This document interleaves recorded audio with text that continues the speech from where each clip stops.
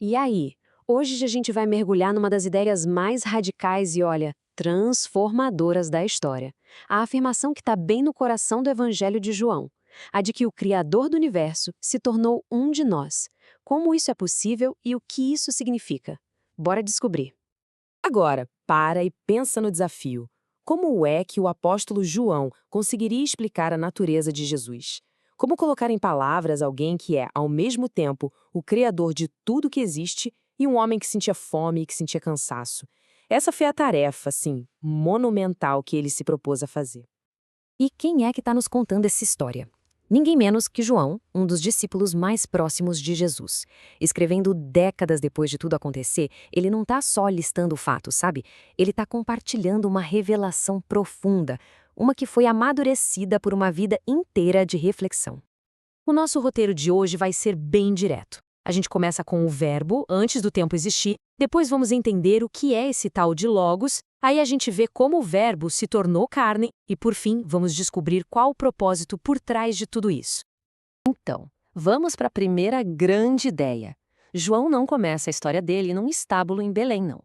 Ele nos leva para antes do próprio tempo, antes da criação do mundo.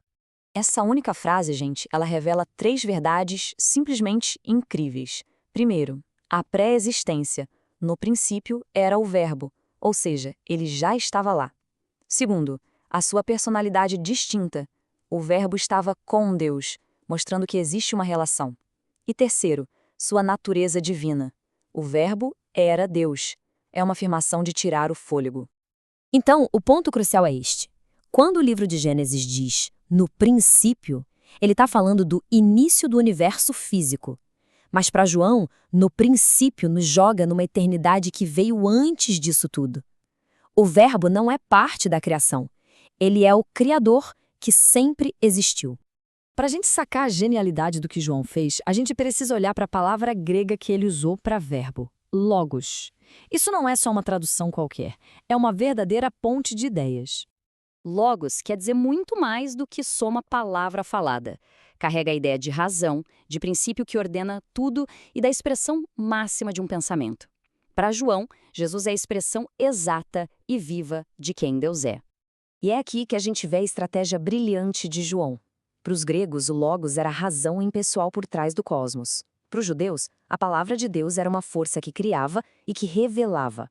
João pega esse termo superpoderoso que os dois públicos conheciam e faz algo totalmente radical. Ele atribui esse termo a uma pessoa, a Jesus. E agora a gente chega no clímax da introdução de João. Aquele Logos eterno, divino, que estava com Deus e que era Deus, ele não ficou lá longe, distante. Ele entrou na nossa realidade. Essa é a afirmação central de tudo. A divindade assumiu a humanidade. O eterno entrou no tempo. O Criador se tornou parte da criação para viver aqui com a gente. E a prova que João dá é pessoal. Ele diz, nós vimos, deixando claro que ele foi testemunha ocular desse evento cósmico. Esse evento tem um nome teológico, encarnação. É a doutrina fundamental de que Deus se tornou homem. E não é que ele parecia ser um homem, mas que ele realmente se tornou um de nós. E aqui a gente chega num mistério profundo. Como é que alguém pode ser totalmente divino e ao mesmo tempo totalmente humano? A fé cristã afirma que Jesus não era 50% Deus e 50% homem, mas 100% de ambos.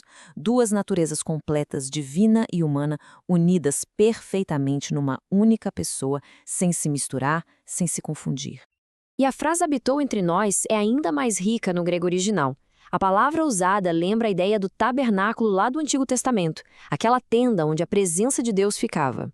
João está dizendo na prática que Jesus se tornou um novo tabernáculo, a manifestação completa da presença de Deus bem aqui no meio das pessoas. Tudo isso nos leva a uma pergunta que não quer calar.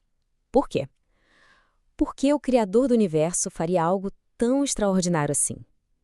Qual era a missão por trás da encarnação? Olha, a missão tinha várias frentes. Jesus veio como a luz para o mundo em trevas espirituais. Veio para redimir, ou seja, para pagar o preço do pecado e nos reconectar com Deus. E por último, ele veio para nos mostrar como Deus realmente é. Se alguém quer saber como é Deus, precisa olhar para Jesus. E qual é o resultado disso tudo na nossa vida? Esse versículo dá a resposta. A vinda de Cristo não foi só um evento na história, foi um convite para receber uma nova identidade. O Evangelho aqui faz uma distinção bem importante. A ideia é que, embora todas as pessoas sejam criaturas de Deus, o status de filho de Deus é descrito como um presente, um privilégio que é concedido àqueles que confiam em Jesus. Não é visto como um direito universal de nascença, mas sim como um dom da graça. No fim das contas, essa é a mensagem central do Evangelho de João. É a história mais grandiosa já contada. O Deus que existe fora do tempo entrou na nossa história para que a gente pudesse ter um lugar na eternidade dele. Isso tudo nos deixa com uma reflexão final. A encarnação não é apresentada como um evento isolado que aconteceu há 2000 anos. A promessa é que a presença de Deus continua acessível. Então a grande questão que fica é: como essa verdade pode transformar a maneira como se vive hoje?